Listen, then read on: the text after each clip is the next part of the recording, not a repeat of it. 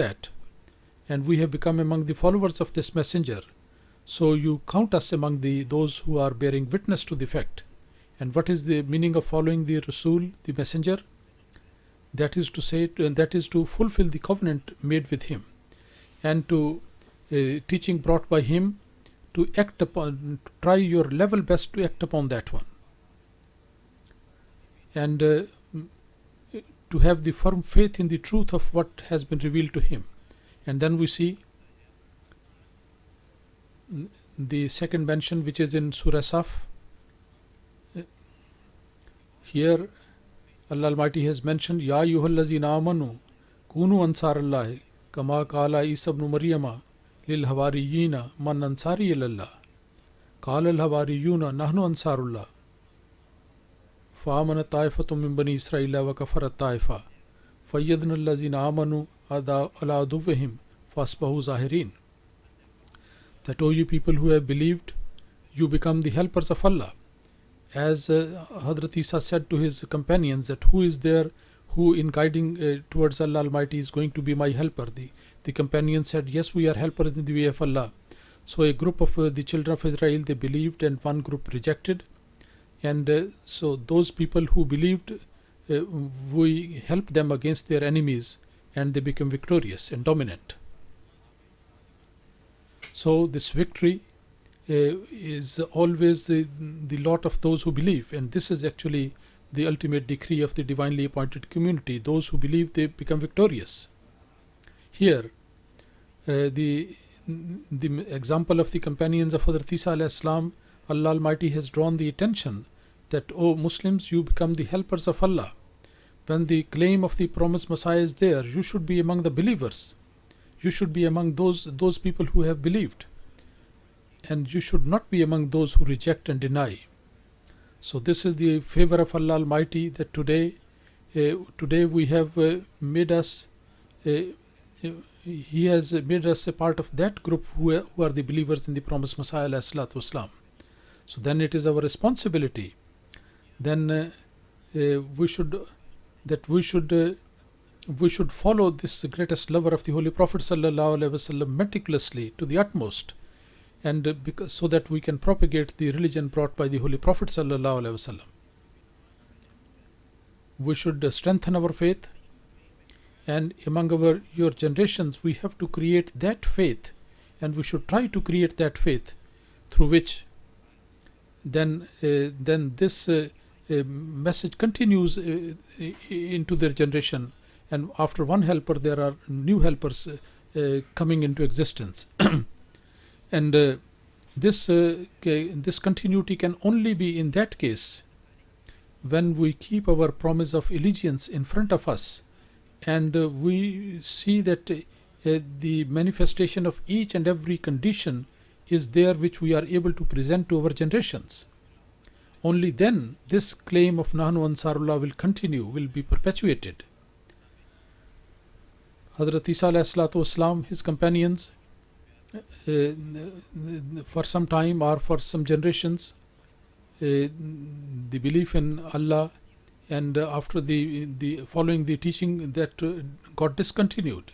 As I mentioned in my last sermon, that has already been mentioned, that with the conversion of the kings to Christianity, although they got the freedom, but those people who actually believed, their number decreased and almost finished.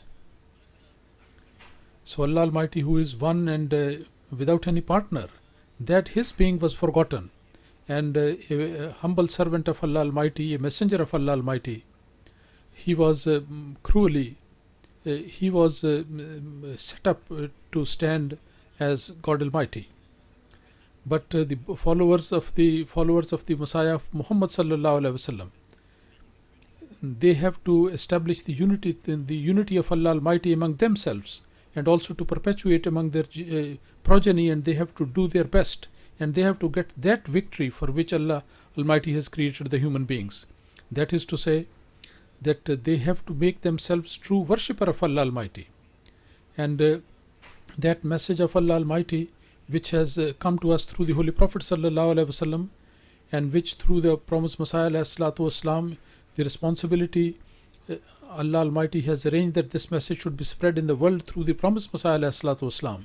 That message, this Masih and Mahdi's helpers, we have to become like that and have to convey this message to the people of the world. And not only we should confine it to ourselves, rather in the hearts of our progeny, our children, we have to establish the glory of this faith. It should be established in such a way that from among them, those people who raise the slogan of Nahnu Ansarullah, such people should be born among them, should be created among them, and then this number should increase until that moment comes when Islam, the victory of Islam, we are able to witness with a renewed glory. Hazrat Masih Maud ﷺ, the very first thing which he has mentioned among the conditions of Bai'at, that is to avoid associating partners with Allah Almighty, committing shirk.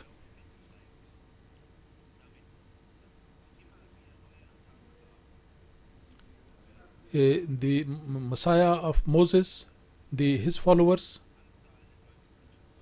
the influence of them was not there to that extent where generation after generation they could create those people who are truly believers in one God. Therefore, after some time, they became the means of their generations became the means of spreading those people who believed in the partnership of Allah Almighty.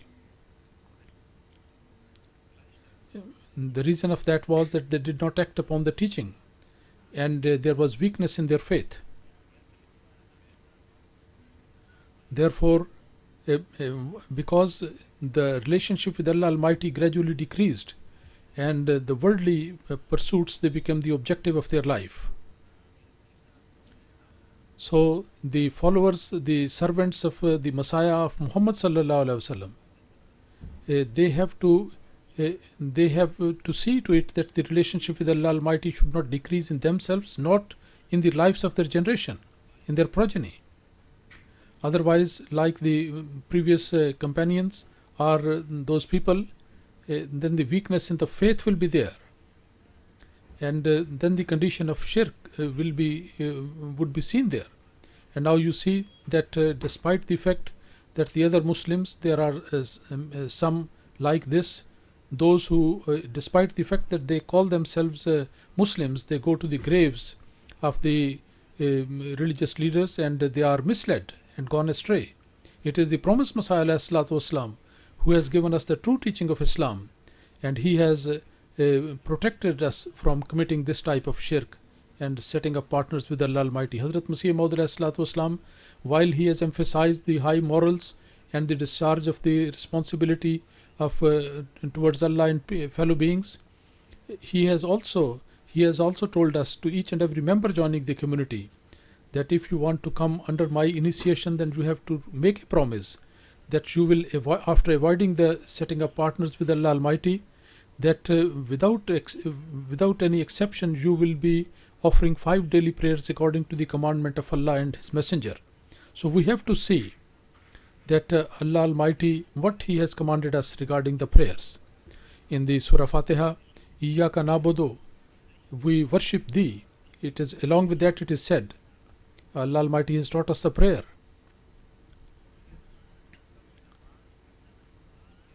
And the prayer He has taught us that according to your instruction, in order to become worshipper like that, we need your help. Without that we can't do anything. Therefore, Iyyaka nasta'in, that is, we seek help from Allah Almighty. So when a person with modesty, he seeks help from Allah Almighty for the purpose of becoming true worshipper, then yukimuna salat, the obligation of that would become very clear for him, and the example of good examples in this matter would become very clear to us. So then 5 daily prayers at their appointed time, that should be offered regularly. Allah Almighty says, Hafizu ala salawati wa salatil wusta, that all the prayers, particularly the one which comes in the middle, so take care of those prayers and to be vigilant about that. And this is the responsibility of a believer, and particularly those prayers which comes right in the middle of our engagements and our doings, which comes at a time when we are tired or when we are asleep. We have to take care of that prayer in particular.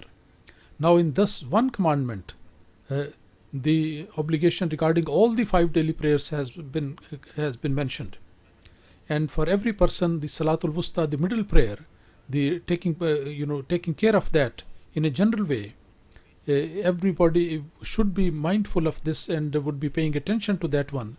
And this protection, safeguarding the prayers, will not only protect his faith, rather doing full justice to the obligation of the prayer, when he would be able to offer the prayers regularly. And this good example, he would establish a good example for to be seen by his member of his progeny, and also the progeny will become the recipient of the benefit of his prayers, and also it will, as a result of that, will protect their progeny as well.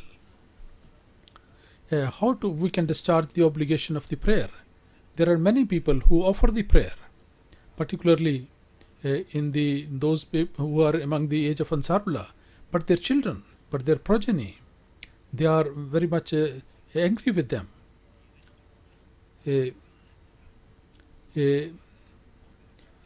Along with taking care of themselves, it is the responsibility of the parents to look after the prayers of their children. But in order to discharge this responsibility, the education and the training of the children from very young age is very essential. In childhood, when the importance is not told, when the children come of adulthood and youth, and then the parents sometimes put their pressure upon them to a great degree, and some of the youngsters, they rebel and they complain, and then the parents also come back with the complaint that they have gone wrong and they are not listening to us. And then the need is there that in the offering of the prayer, it is seen sometime that the father is quite good, but in his treatment towards the wife and the children not only go away from the father, but also consider that our father is very rigid and very dry type of person, that this is the result of the prayers that he is offering. And they say that we don't like to offer the prayer, or they reject it, or if they don't reject but they find so many excuses not to offer the prayer. So the protection of the prayer and to do full justice to that is this is the obligation. It requires that it should be done in such a way that which is further polishing all types of moral good qualities. They should be offering the rights of the wives and also the rights of the children. They should offer that. The age of the 40, as I said, is the age of maturity.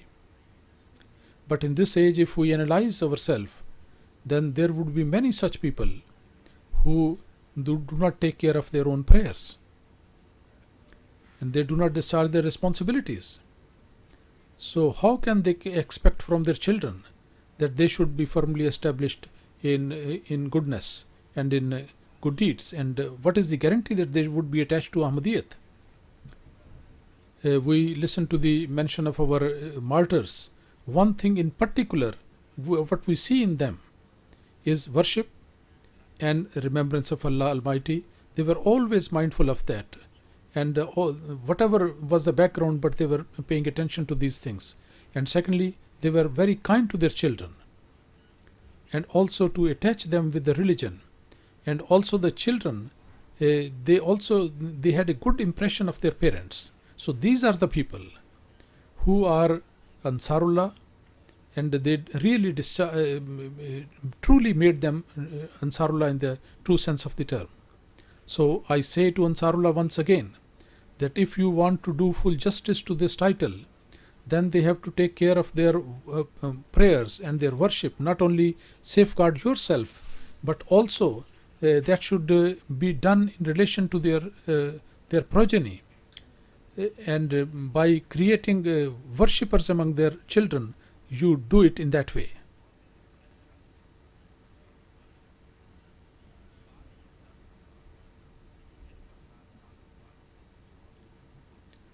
And then Hazrat Masih Maud has also drawn our attention in this way, in this to this